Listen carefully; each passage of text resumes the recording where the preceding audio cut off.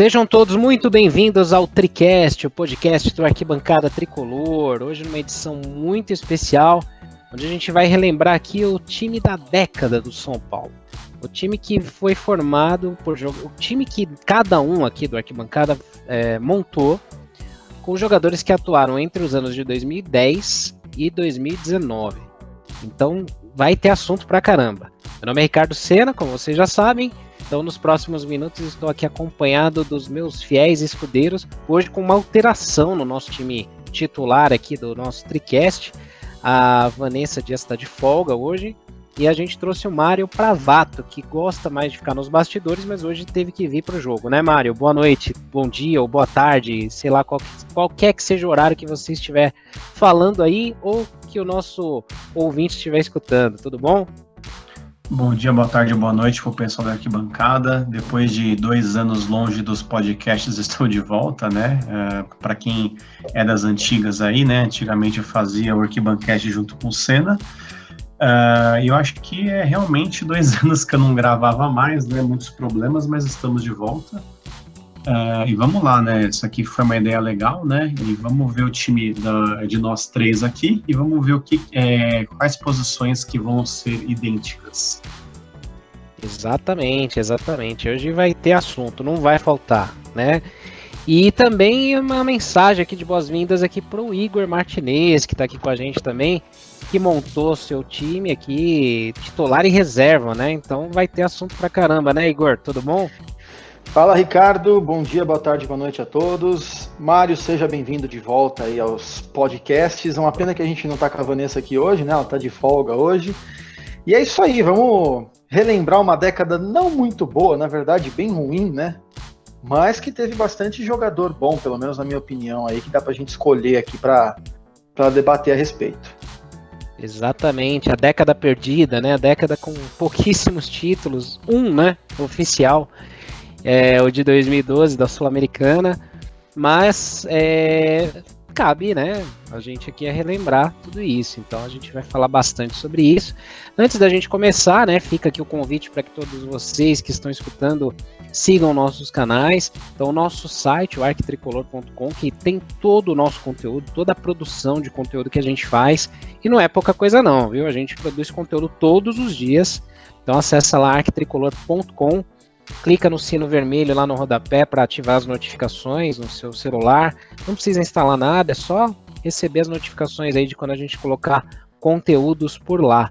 E também, se você estiver ouvindo no Spotify, curte aí, segue o Arquibancada Tricolor.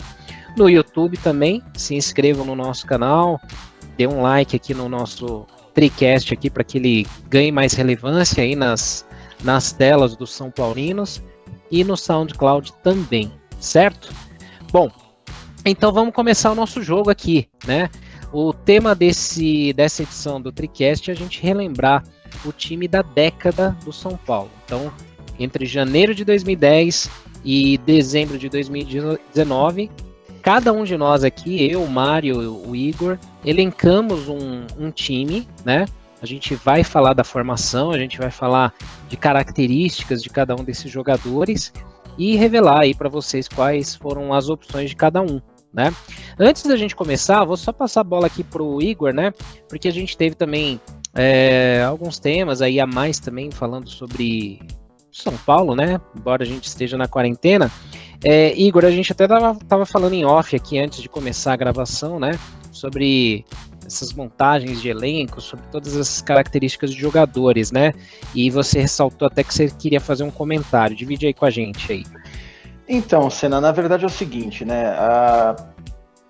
Algumas das posições, né, que a gente teve que escolher jogadores aqui são bem fáceis, né? Eu acredito que goleiro vai ser uma unanimidade.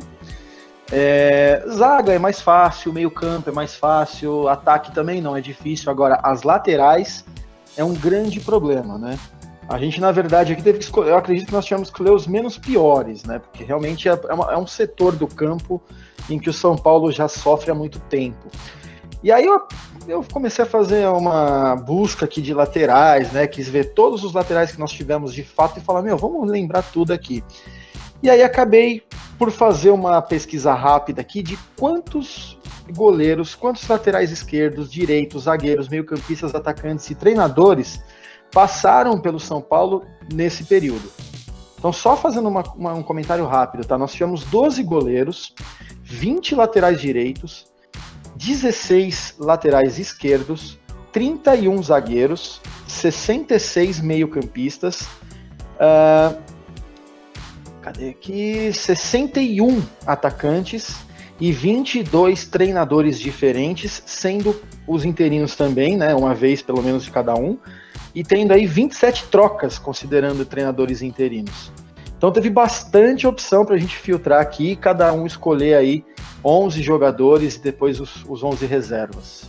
E o técnico também de cada um. É verdade, assim, opção não falta em termos de quantidade, mas a qualidade, Mário, pelo amor, né?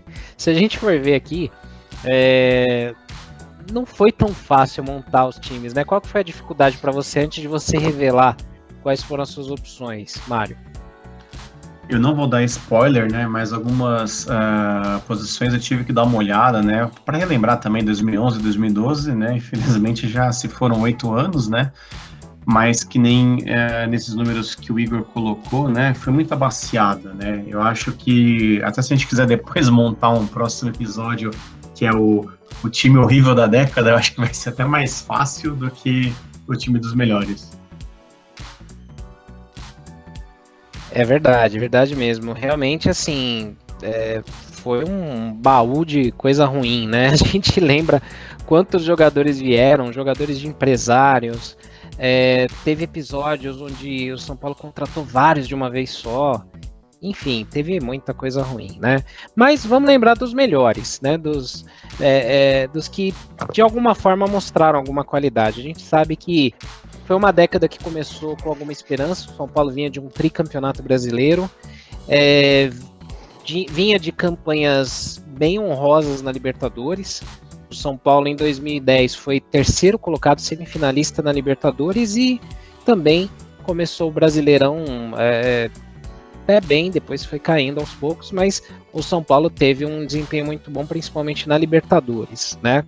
Então acho que como todo time começa por um grande goleiro, eu acho que vai ser muito difícil dar um resultado diferente, mas eu vou começar aqui então pelos goleiros, né?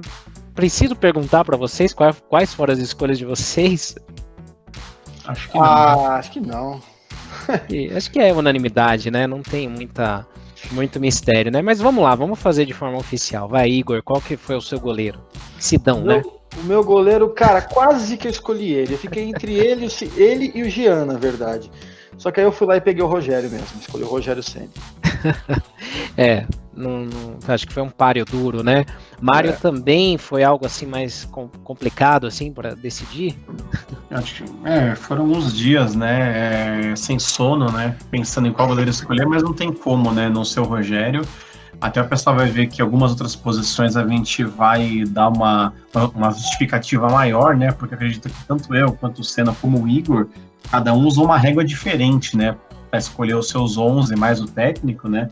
Mas no caso do Rogério não tem como, né? Foi o único goleiro que ganhou um título na década, já trouxe toda aquela bagagem, né, das outras décadas de Mundial, então não tem o que discutir. Então o Rogério, acredito que seja uma das poucas unanimidades dessa lista entre os três. Não, e por incrível que pareça, né, a gente fala dos títulos, mas o Rogério, na minha opinião, a melhor partida da carreira dele foi em 2013 contra a Universidade Católica pela Sul-Americana daquele ano. Pô, aquele jogo foi sensacional. Acho que você vê assim, foi um jogo que o São Paulo acabou tomando 3 gols, né? Várias viradas durante o jogo, e o goleiro sai tomando 3 gols e é o eleito o melhor em campo. A partida do Rogério naquele dia foi equivalente à do Mundial contra o Liverpool, né? E não teve o título só, mas... e outra, né? Se já tomou 3 gols e ele jogou daquele jeito, era pra ter sido pelo menos uns 7 ou 8 ali pra Universidade Católica, né? Que foi 4-3 pro São Paulo, aquele jogo. É verdade, o jogo que o Aloísio, o Boi Bandido, jogou bem, né? Também salvou o São Paulo em alguns momentos. E só relembrando, né? Nessa década o São Paulo bateu na trave algumas vezes, né? Teve um vice brasileiro em 2014... teve uma campanha muito honrosa na Sul-Americana de 2013, perdendo, se eu não me engano, na semifinal para Ponte Preta, né? Infelizmente. E em 2014, o São Paulo também pegou seu algoz lá, que foi o Nacional de Medellín. Perdemos nos pênaltis no Morumbi. E que foi o adversário que tirou a gente da semifinal da Libertadores de 16 também, né? Então, foram momentos onde o São Paulo chegou bem, bateu na trave e poderia ter ganho títulos ali, né, Mário? Exatamente, né? Foi, né? Nem você comentou, né? Foram alguns pouquíssimos anos bons, né? Até mesmo 2012 foi só o último semestre, né? Que acabou sendo interessante, né? O título, né? Querendo aquela meia partida contra o Tigres. Mas é muito mais fácil relembrar, né? Os péssimos momentos que infelizmente acabou sendo o mote da década, né? Até relembrando o que você disse no começo, né? Não foi a década perdida e que muitos de nós, né, que viu ali 95, 96, 97, achava que dificilmente o São Paulo voltaria para um nível como aquele, infelizmente agora foi pior, né? A gente acha que naquela época ainda tinha mais esperança de ser campeão, né? Até vocês vão se lembrar, né? A gente foi vice-paulista 97, vice da Supercopa da Libertadores, e o time ainda dava uma certa esperança, né? Mas nos últimos anos, tirando o vice-paulista do ano passado, né, nos últimos anos foi bem complicado mesmo. É um time que acabou se desacostumando, né, de jogar finais, de vencer jogos decisivos, né, infelizmente. Bom, vamos seguindo aqui então, com o nosso time aqui, porque goleiro foi baba, né, foi fácil, todo mundo votou aí, foi unanimidade, não tinha muito o que inventar, mas agora já começa a ir para um caminho um pouco mais... que ainda tá fácil, mas já começa a complicar um pouco, que a gente tem que resgatar a memória, né? Vamos para a lateral direita, né? Não falei que o meu goleiro foi o Rogério também, né? Então não precisava nem falar muito, mas agora vamos para a lateral direita. Vou começar pelo Igor. Igor, que nomes que você lembrou e quem que você escolheu? Cara, como eu falei, eu pesquisei aqui, então acabei pegando todos eles, né, pra escolher aqui, mas eu fiquei com o Wilsinho, pela temporada de 2010 e 11. Eu lembro daquela partida até do gol 100 do Rogério, em que ele deu um elástico era o Alessandro, por incrível que pareça, né, os dois laterais direitos se enfrentando ali. Mas eu acho que o Wilson era um jogador completo, eu sempre gostei dele por isso. Ele era um cara que ia pra cima, lógico, ele era mais ofensivo, né, mas... de todas as opções que a gente tem, algumas chegando perto, né?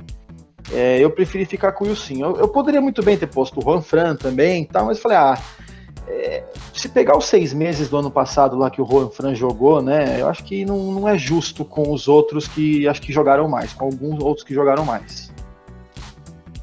É verdade mesmo. E Mário, você tem uma boa memória, você lembrou de outros nomes ou qual que foi a sua opção?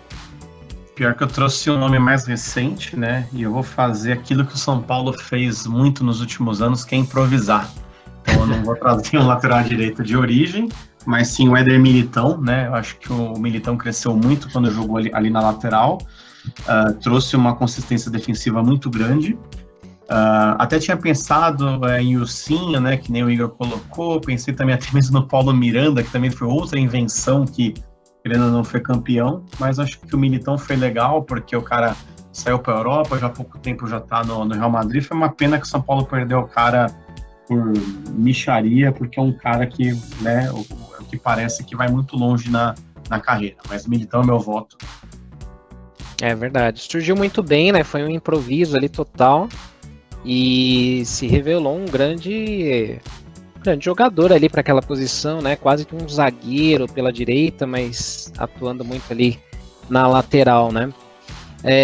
No meu caso, a minha escolha acabou sendo o Wilsinho também. O Wilsinho tinha tido uma boa passagem antes, voltou, fez partidas muito boas. A gente depois vai falar os nossos times reservas, né? Porque aí a gente vai lembrar de outros nomes. Mas o Wilsinho, para mim, foi o meu titular aqui nessa equipe, né? Só fazendo uma menção, tá? Que eu acho que é um cara que merece, é o Jean, né? Que também era um improviso na lateral direita, mas isso, praticamente só jogou, né? De lateral direito no São Paulo, principalmente como titular, né? Uhum. Mas eu acho que ele foi aquele jogador mais comedido, um pouco mais escondido ali. Não, pelo menos assim, não era tão decisivo quanto o Ilcinho foi. É verdade. Tem um nome aqui que eu lembrei, Mário, que ele jogou muito pouco, teve poucas chances, mas eu gostava muito dele, que era o Auro. Nossa, o Auro, olha só, você resgatou. É que o Auro teve pouquíssimas chances, né? Acho que com o Osório ele deve ter jogado, já não lembro muito bem. Auro, que hoje é titular lá do time do Toronto, né? Lá no Canadá, tá passando frio, mas tá recebendo em dólar, né? É verdade. Eu lembro de uma partida do Auro quando em 2014, contra o Sport Recife no Morumbi, um gol que o São Paulo fez, o segundo gol na partida do São Paulo, foi uma aula de contra-ataque, coisa mais linda. Ele, o Kaká tabelando, depois o Tolói passou a bola pro Pato, não lembro agora, mas foi um baita golaço. Acho que, se eu não me engano, o Auro participou nessa jogada aí. Verdade, foi mesmo. É um gol emblemático ali no Morumbi, o Auro jogou muito aquele jogo e puxou contra-ataque junto com o Kaká e tal. Foi legal mesmo. É um nome que veio aí na lembrança, né? Não jogou tanto, mas depois a gente vai falar os nossos times reservas também, né? Então, por enquanto, goleiros e laterais direitos aí já definidos, né? Agora vamos pro primeiro zagueiro, né? A gente é uma dupla de zaga, né? Se a gente não for aqui professor Pardal, né? Eu acho que ninguém inventou muito. 2 zagueiros, né? Alguém colocou 3 zagueiros? Não. Não, eu segui o 4-3-3 mesmo. A gente focou no 4-3-3, né? Porque deve ficar mais fácil pra gente fazer comparações depois, né? Entre os 3 times. Isso aí. Não, bacana. Então, 2 zagueiros. Eu vou começar falando o meu, né? E aí passo a bola depois pro Igor e pro Mário. O meu zagueiro, acho que foi um dos mais técnicos que jogou nesse período aí, nessa década. Ele já quase de saída ali do São Paulo no início da década, mas jogou muita bola. Depois acabou jogando Copa do Mundo, foi o Miranda. Então, o primeiro zagueiro aqui do meu time. O Miranda dispensa muitas apresentações, né, Igor? Qual que foi a sua opção? Bom, eu vou falar minha dupla já. Primeiro, para a gente ganhar um tempinho, e segundo, porque o critério que eu usei aqui para fazer essa dupla de zaga foi a questão dos números, né? Então eu fiquei mesmo com Arboleda e Bruno Alves pela campanha de 2019, que apesar da posição na tabela não ter sido das melhores, o São Paulo foi muito eficiente na defesa em 2019, muito por conta dos 2 zagueiros e também do goleiro, mas só por esse critério, tá? Eu peguei Arboleda e Bruno Alves. Legal. Eu vou falar já meu outro zagueiro, aí eu já passo pro Mário falar a dupla de zaga dele, então que já fica mais fácil, né? Além do Miranda, o Bruno Alves. Para mim também tem um nível bem alto, um zagueiro que mantém a regularidade, então minha dupla de zaga fecha aqui com Miranda e Bruno Alves, que é uma zaga mais técnica, né? E qual que foi a sua opção, Mário? Bom, vamos lá, o bom que eu já falo dos 2 caras, né? Eu só comentando um pouquinho sobre, né, a régua que eu escolhi, né, pro time, né? Não foi só nome, não foi só título. Então foi realmente quem se destacou, por mais que sejam só 6 meses ou vários anos, né? E falando em zaga, não tem como não ser o Miranda, né? Mesmo o Miranda tendo ficado pouco tempo entre 2010 e 2019, mas era um cara muito seguro, né? Ele tinha muita segurança na questão defensiva. E aí o segundo nome foi um nome que é consenso entre os 3, que é o Bruno Alves. Até legal para fazer até pedir desculpas, né? Que quando o Bruno Alves chegou no São Paulo, eu fiz uma coluna na arquibancada e eu critiquei a contratação porque na época parecia ser uma contratação muito estranha, né? O Bruno Alves ele estava sem time, alguma coisa assim. O cara chegou do nada, com luvas, com caramba 4, o cara não jogava não sei quanto tempo. Eu lembro que eu fiz uma coluna descendo a lenha nessa contratação, depois me retratei e tal, mas é isso, né? Acontece, quando acontece a gente tem que ter o caráter de vir aqui e admitir que estava errado, né? Então realmente o Bruno Alves foi uma baita contratação, né, nos últimos anos, e a consistência defensiva que ele traz é muito grande, né? Até tinha pensado em Arboleda, mas não tinha como deixar o Miranda, né? É verdade mesmo. E assim, a gente lembra, né, claro, lá para trás, assim, o São Paulo sofreu muito com a zaga. No começo da década teve ali uma sobra ainda daquele período do tricampeonato brasileiro, né? Então, claro que a gente vai falar os nossos times reservas e tal, mas só mencionando aqui nomes como o Alex Silva, né, que foi muito bem também, Tolói, enfim, jogadores que a gente vai relembrando aqui. Mas então, a zaga aqui, então minha foi Miranda e Bruno Alves, a do Igor foi Bruno Alves e Arboleda, né?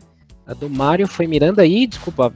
Bruno Alves também, Bruno, igual a sua. Igual, então acho que o Bruno Alves é unanimidade aqui, né? Então, muito bem mesmo, né? Muito bom, muito bom. Então, quase a linha defensiva completa, falta o lateral esquerdo, que eu acho que também vai rolar uma unanimidade aqui, né? Começar pelo Igor.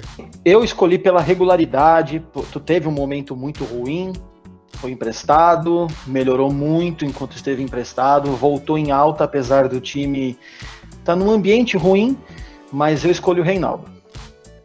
Não tem muito que inventar. Acho que dentre as opções, né? Para mim também foi o Reinaldo, titular aqui desse time.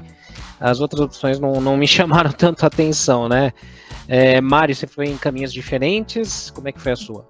Fui de Reinaldo também, né? Até mesmo com esses números que o Igor comentou no começo do nosso episódio, né? O São Paulo, nos últimos anos, ele é um cemitério de laterais, né? Não importa se é direito, se é esquerda, né? Dificilmente alguém tem sucesso. E não tem como o Reinaldo, né? Eu acho que ele foi o cara mais realmente que foi constante, né? Nos últimos anos. Quando tem um pênalti, o cara vai lá, bate, faz gol, o cara joga bem contra o Corinthians, né? Depois dos últimos anos, né? Teve aquele jogo que ele meteu 2 gols no Morumbi, e não tem muito o que fazer, né? A gente poderia no máximo pensar no Cortez da Sul-Americana, mas pensando em regularidade, pensando num time que a gente colocaria os jogadores dos seus melhores momentos, seria o Reinaldo. E um outro detalhe é que o Reinaldo ajuda na briga, né? E bate pênalti, né? É verdade, verdade. Bom, linha defensiva completa, né? Agora vamos para, como dizem aí ultimamente, a volância, né? Então vamos aí pensando nos volantes. Eu já vou começar falando dos dois logo, né? Minha dupla de volantes, depois eu explico como que vai ser essa formação de 3 atacantes do meu time. Mas minha dupla de volantes aqui, ela vai mais lá para o começo da década. Então eu escolhi, embora eles tenham jogado em posições já improvisados, né, em outros setores, mas para mim é Jorge Wagner e Richarlison. Esses são os 2 volantes do meu time. E no seu caso, Mário, como é que foi aí? Eu tive uma opção diferente, né? Assim, não estou escalando cara para ser primeiro volante, né? Que nem acho que muita gente depois vai reclamar. Mas basicamente assim, eu coloquei o Thiago Mendes, né? Seria a minha primeira escolha. Eu acho que o Thiago Mendes ele teve um começo ali muito bom.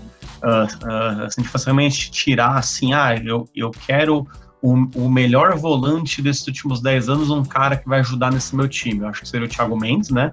Seria um cara que teria uma chegada muito boa. Eu acho que no começo da fase do Rogério como técnico ele foi bem.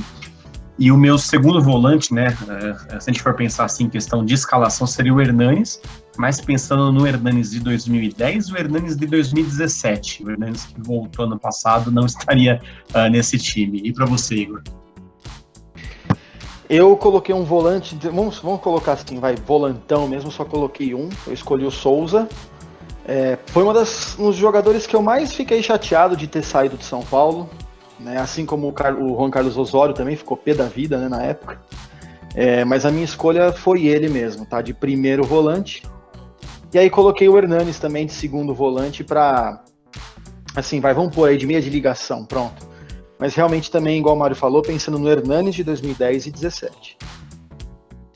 É verdade, verdade, muito bom mesmo. Boas opções aí. E agora vamos para os meias, né? Então, só recapitulando, então, no meu caso, Jorge Wagner e Richarlison. Igor, repete a sua dupla. Souza e Hernanes. E Mário, Hernanes e... Thiago Mendes. Hernanes e Thiago Mendes, boa. Ótimo. Então, nessa formação aí, a gente tem aí, pensando num 4-3-3, ali a gente tem um meia, né? Então, no meu caso, eu vou começar aqui puxando aqui no meu caso. Claro, dá para fazer umas improvisações aí para você caber um outro jogador a mais aqui, né? O Ítalo que você vai escalar, Senna? O Ítalo, eu fiquei na dúvida se ele ia de atacante ou de meia, né? Entendi. Como o Balsa fez, né? Ele colocou o Canhete. Canhete é uma boa também. Eu pensei no Sérgio Mota muito também, viu? Mas... Banguelê. Nossa. Mas olha, eu vou falar pra você. Eu fiquei muito arrependido de não ter colocado o Hernanes como volante ali no lugar do Richarlison ou do Jorge Wagner. Então eu vou fazer só uma ressalva aqui, eu vou voltar atrás. Eu vou colocar o Hernanes no lugar do Jorge Wagner ali, porque eu vou ter que encaixar um cara que eu sou fã. Muita gente vai me jogar pedra, mas o meia do meu time é o Ganso. Eu ia falar. Você já sabia, você já ia imaginar. Tem jeito. Sim. Pra mim, o que o Ganso jogou bola em 2016, 2013 também, mas aquela campanha foi meio de salvar do rebaixamento. Mas 2016 o Ganso jogou muita bola. Então tem gente que tem raiva dele, que não gosta, mas pra mim o camisa 10 desse time meu aqui é Ganso. 2014 também, ele foi muito bem. Também, né? Então Paulo Henrique Ganso aqui é o meu 10. E o seu Igor? Olha, eu fiquei realmente quase que eu escolhi o Ganso também, mas teve um jogador que foi emblemático nessa década, principalmente pelo comprometimento dele de ter jogado muito no São Paulo ainda, mesmo depois de já ter sacramentado a venda dele, que é o Lucas Moura. Então a minha escolha é o Lucas Moura. Olha, de meia mesmo, assim, tipo meia de ligação? Eu coloquei ele de meia, isso, meio campo, assim, um meio armador, vai. Bacana. E você, Mário, quem que você escolheu? Quem que você escalou? Bom, eu fiquei muito tentado em escalar o Ganso, né? Mas realmente pensando da forma como eu montei meu time, não tinha como não escolher o Kaká, né? O Kaká, quando ele esteve no São Paulo, né? Eu não sei nem se foram 6 meses, se foram menos meses, mas eu lembro que ele teve uma participação muito boa e o Kaká tinha bola para jogar mais uns 6 meses pelo menos, né? Nem se ele quisesse só paulista, né? Mas ele preferiu encerrar a carreira e eu acho que foi emblemática essa volta dele. Foi uma pena que o time não foi campeão, né? Conseguiu aquele vice-campeonato brasileiro. E aí, hoje ainda, né, a gente tem que ver muita gente ainda, né? Colocar o Kaká como pipoqueiro, perdedor, só vendo o São Paulo. Mas no futebol, né? A gente sabe, não só futebol como esporte, né? Não importa só o título, né? Portanto, é muito mais coisa, né? Então, a minha escolha foi o Kaká, e aí só relembrando que pro Senna foi o Ganso e pro Igor foi o Lucas Moura. Isso aí. Surpreendente, ninguém escolheu Lucas Fernandes, Cueva, né? Mas tudo bem, né? Deus tá vendo. Pensei no Cueva, hein? Wesley, Cícero. É verdade, não. Rivaldo. Estamos esquecidos. Ou o grande Lucas Evangelista, né? Também.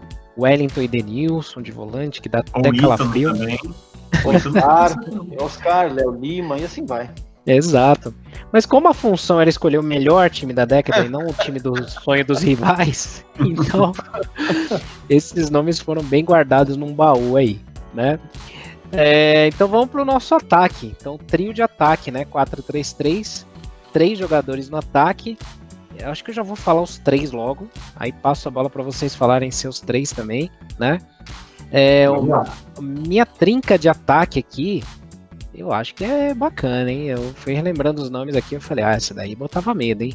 Então é Dagoberto de um lado, Lucas Moura do outro e Ricardo Oliveira comandando o ataque. O que vocês acham? Boa. Bacana. A sua, qual que foi, Igor? Eu coloquei o Alisson, Negueba e Mazola. Minha nossa. Não, brincadeira. Eu adotei mais ou menos a mesma estratégia. 2 atacantes mais ágeis e um cone no meio, né? Dagoberto, Pato e Luiz Fabiano. Boa. E Mário, você escolheu o seu irmão gêmeo também? Tirou essa do fundo do baú, hein? É verdade. Pô, essa eu não conheço, hein? Lá no começo do Arquibancada em 2008, quando a gente ia pro Morumbi, não, a gente vai no Morumbi desde muito tempo, né? Mas lá quando o Dagoberto jogou no São Paulo, falava que era irmão gêmeo do Mário. E aí teve uma oportunidade que a gente fez um Morumbi Tour, e aí tinha, naquela época o vestiário tinha a foto, né, dos jogadores, e eu sentei bem na posição do Dagoberto, né, alguém tirou uma foto, depois eu até usei essa foto como perfil de rede social, foi bem engraçado na época. Bom, eu acho que eu sou o cara que tá mais diferente aqui de vocês, apesar que não. O que eu pensei, né, seguir também vocês, né, 2 caras rápidos, né, e aí eu acho importante a questão do Kaká no meio, né?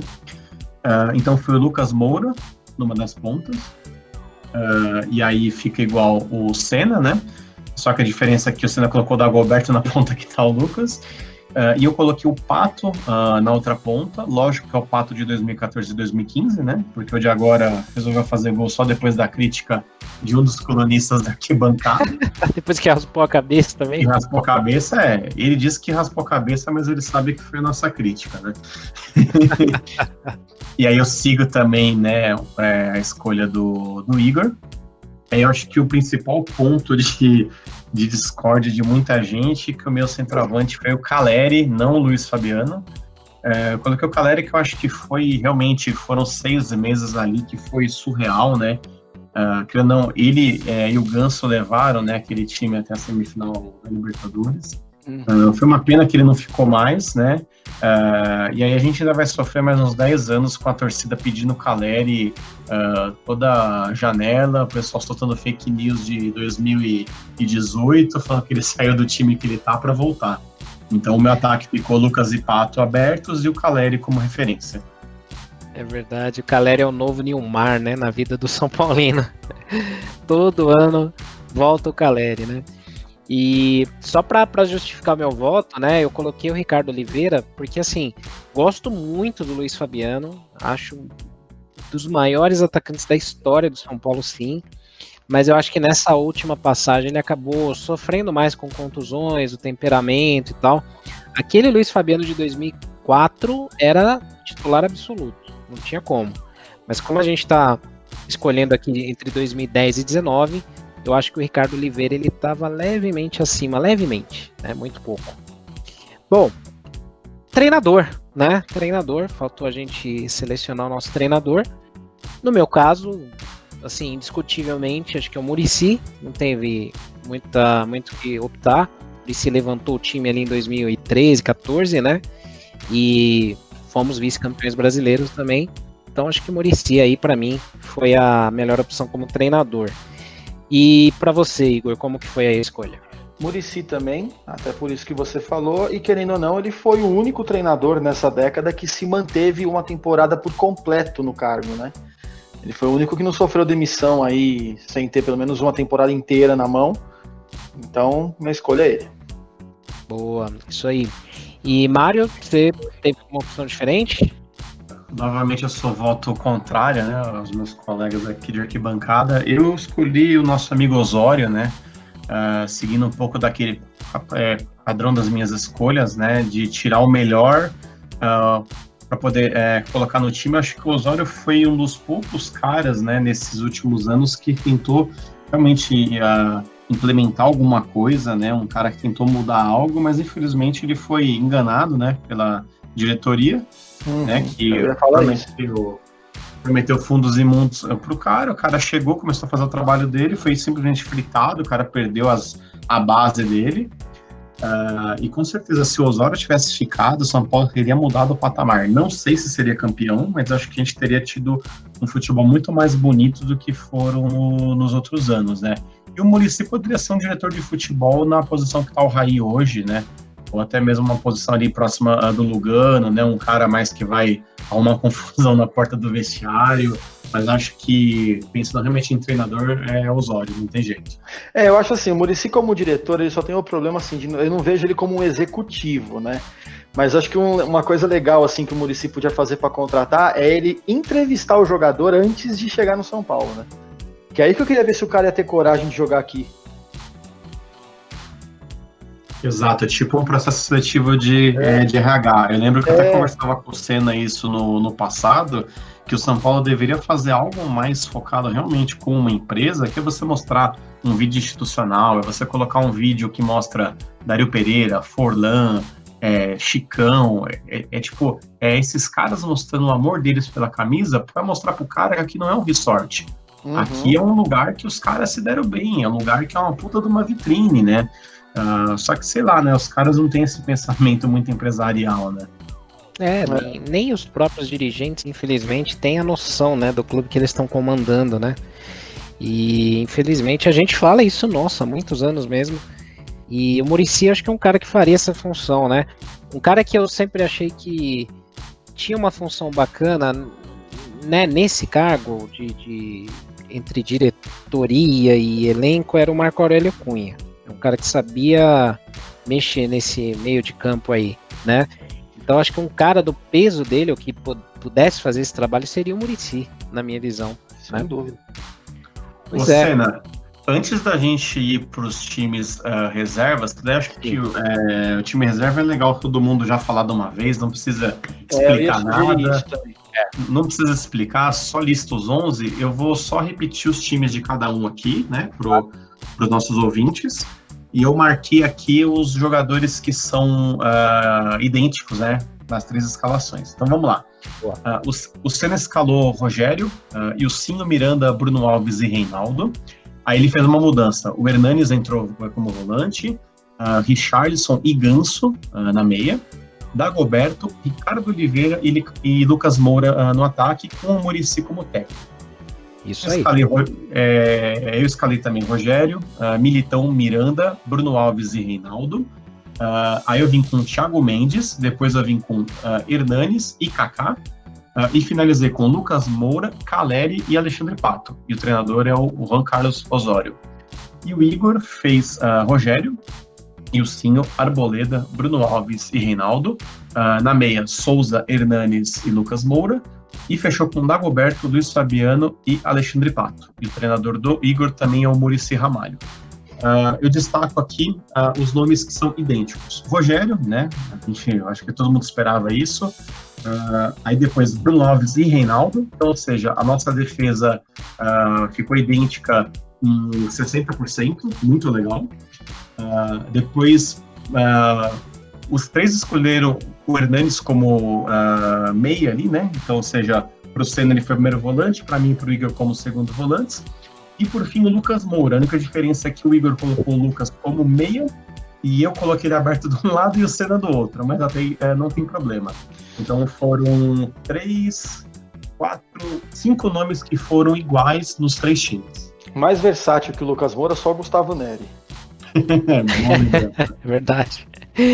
Mas é bom porque a galera também que estiver ouvindo aí, depois deixa nos comentários aí quais são os times que vocês têm, que alterações vocês fariam nessas escalações, e compartilhem com a gente, porque a gente lê, responde lá e comenta. Sem também. Xingarem a gente de burro, hein, pelo amor de Deus. É lógico, calma lá, né? Vamos com calma. Não vem com crítica besta, né? Porque a gente tá colocando aqui os parâmetros, né?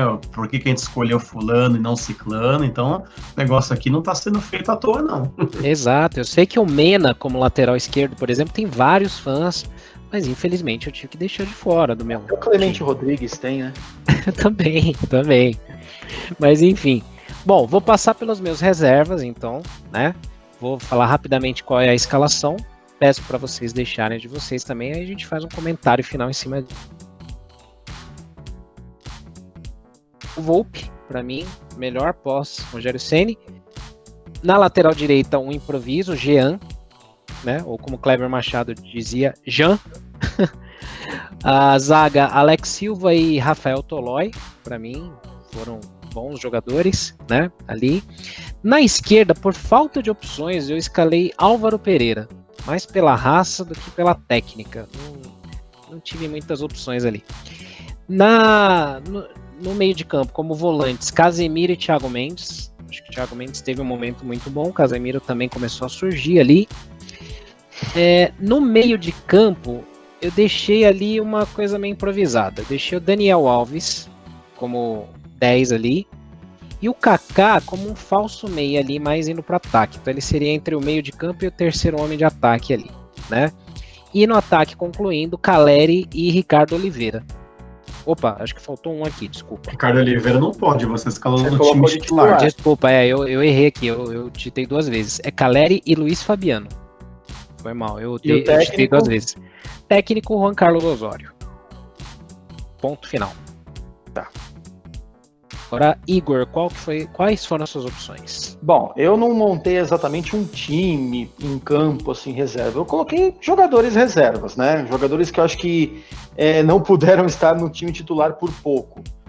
Thiago Volpi, Éder Militão, Maicon, Miranda e Cortez. Eu coloquei o Cortez porque eu acho que, além dele ter sido jogador lá do nosso único título da década, eu acho que ele tinha uma regularidade legal. Também, das opções que a gente tinha, também, para mim, é um dos menos piores, né? Os 3 meio-campistas, Thiago Mendes, Ganso e Kaká. No ataque, Caleri, Ricardo Oliveira. E esse cara aqui eu coloquei puramente por ser um cara super carismático, um cara que foi sempre muito bem tratado pela torcida por onde passou. E por uma homenagem também, que é o Fernandão. E o técnico Edgardo Bauza, pelo que ele conseguiu fazer com o que tinha em mãos na temporada de 2016. Eu acho que esse time reserva é o que dá mais dor de cabeça e discussão, né? Até vendo de vocês, eu comecei a lembrar de nomes que eu falei, caramba, como que eu esqueci esse cara? Mas eu não vou mudar o meu time, né? Eu formei meu time ontem, estava durante o trabalho, quando eu comecei a pensar, listei aqui no bloco de notas. Acho que não tem como não ser o Volpi, né? Poderia ser o banco de reserva, mas beleza, foi o Volpi. Porque ninguém depois ainda do Rogério conseguiu um título, né? Mas o Volpi é o cara mais regular. Aí eu fiz mais uma improvisação, foi o Paulo Miranda, né? Por conta do título de 2012. Eu vim com Arboleda e Rodrigo Caio. Esse nome vai dar muita discussão depois. Cortez também pelos 6 meses ali do título da Sul-Americana. Mas eu gostei também do nome do Álvaro Pereira. Aí o meio eu vim com o Souza e Petros. Acho que o Petros também teve um momento bom, mas no final ele já não estava tão bem. E o Ganso como meia. Aí, no ataque, que realmente os 2 pontas, acho que ninguém nem cogitou esses caras. Aí eu já tô ligado que eu vou tomar umas pancadas no Twitter depois. Mas de um lado, o Osvaldo. Acho que o Osvaldo ele teve um momento bom também em 2012. Acho que o Osvaldo, em excelente fase, seria bom para um time reserva. Outro cara, Luiz Araújo. O que esse cara jogou no começo com o Rogério também não tá escrito, tanto é que foi pra Europa e sumiu, né? Verdade. E o camisa 9, aí no caso vai ser o Luiz Fabiano, né, que foi titular do Igor, e aí eu até concordo com o Senna, né, não foi aquele cara da outra década, e acabou, né, alguns momentos que a gente precisava muito dele, novamente se envolveu em confusão, foi expulso, tomou amarelo, acabou fazendo muita falta, né. E o treinador, aí seguindo também que eu acabei fazendo com muitas posições, eu escolhi o Ney Franco por conta do título da Sul-Americana, que eu acho que aquele time estava jogando muita bola, não muito por mérito dele, né, acho que muito por mérito do Lucas e algumas outras peças, mas fica aqui mais como um ponto por conta daquele título. Eu não notei os times reservas de vocês, é mais por brincadeira mesmo, para a gente poder mandar 22 jogadores aqui para o pessoal. Não, mas é isso aí. A ideia é a gente brincar aqui mesmo, como se fosse um grande videogame, onde a gente pudesse montar as escalações, os times, né? Relembrar nomes que marcaram de alguma forma positiva essa década que foi muito ruim para o São Paulo, né? E vamos que vamos, né? Acho que a gente conseguiu montar alguns times fortes aqui, né? E acho que formamos equipes decentes, né? Então, para não prolongar muito, porque assim tem muito assunto para manga, né? Essas formações de elenco sempre dão muitas discussões, né? A gente vai deixar essa discussão para você que está ouvindo aqui o Tricast, essa edição. Então, eu vou pedir para que vocês aqui da minha bancada deixem suas mensagens finais aqui para os nossos ouvintes e provoquem o debate. Então, Igor, sua mensagem final dessa edição do Tricast e o que você achou de ter feito essa escalação e relembrar? Bom, em relação à escalação, né, eu gostaria que a gente fizesse mais essas brincadeiras assim, e acho que de décadas mais vitoriosas, né? Mas é sempre legal isso, acho que é um pretexto para uma discussão legal, para um debate legal. Eu acho que nós três aqui, apesar de termos análises diferentes, acho que os três montaram aí bons times, foram justos, não foram inventores de moda, não fomos professores pardal, e por aí vai. Se é que é assim que se fala o plural, né? Professores pardal. Mas é interessante. Eu espero que a galera aí também participe, comentem as escalações de vocês, o que vocês acharam das nossas, tá? Nós vamos fazer aqui uma matéria no site depois com os nomes para vocês lerem com mais calma também e debaterem, terem onde também comentar, tá certo? E aproveito então a deixa, já me despeço também, agradeço aí ao Senna, ao Mário pela presença também, seja bem-vindo de volta, espero contar aí com o Mário mais vezes, né? Espero que ele possa participar mais vezes aí também, né? Ele que é um cara bastante atribulado, um cara bastante ocupado no serviço dele, e tempo para ele é uma coisa complicada. Mas é isso, pessoal. Fico aqui então. Um grande abraço a todos e saudações tricolores. Muito bom, obrigado aí, Igor. Valeu. Mário, bem-vindo de volta, né? Sabe que as portas estão abertas aqui, sempre que você quiser gravar, sempre que você quiser sair dos bastidores da infraestrutura do Arquibancada, né? E deixa sua mensagem aí pra galera aí sobre a votação, alguma mensagem, algum recado que você queira deixar também. Valeu, Senna, valeu, Igor. Até mesmo o que o Igor falou, né? A questão do tempo é muito complicada. Eu não diria nem que trabalho, mas eu tenho um menininho aqui em casa de quase 3 anos de idade, né? E quando a gente começou a fazer o Arquibancast lá em 2017, 2018, ele era bem novinho, né? Tinha acabado de nascer, então era muito mais tranquilo, né? Hoje, por sorte, a gente conseguiu fazer dormir cedo aqui em casa. Eu acho legal também fazer só dar o contexto, né, para o nosso ouvinte, porque esse podcast vai estar sendo ouvido em 2025, 2030, né, o pessoal vai estar dando risada do time de 2010 a 2019, né, a gente está gravando isso durante a pandemia do Covid, né, tá todo mundo em casa, nesse dia 16 agora, daqui 2 dias eu faço 2 meses que eu estou trabalhando em casa, tá todo mundo doido e tal, e é importante contextualizar isso para o nosso ouvinte, né. Assim, esse episódio vai estar vivo por muitos anos, né? E a gente espera voltar aqui em comecinho de 2030 para relembrar o time, né, da década de 20, né? A gente poderia dizer assim, e quem sabe a gente poder relembrar grandes títulos, né? Que por enquanto ainda está bem complicado. Mas, novamente, agradeço a galera, vou tentar participar mais aqui. A quem está acompanhando isso agora em 2020, né, eu estou fazendo uma série do São Paulo no Brasfoot, para quem joga aquele joguinho que antigamente era um jogo de PC, agora um jogo mobile, né, para celulares.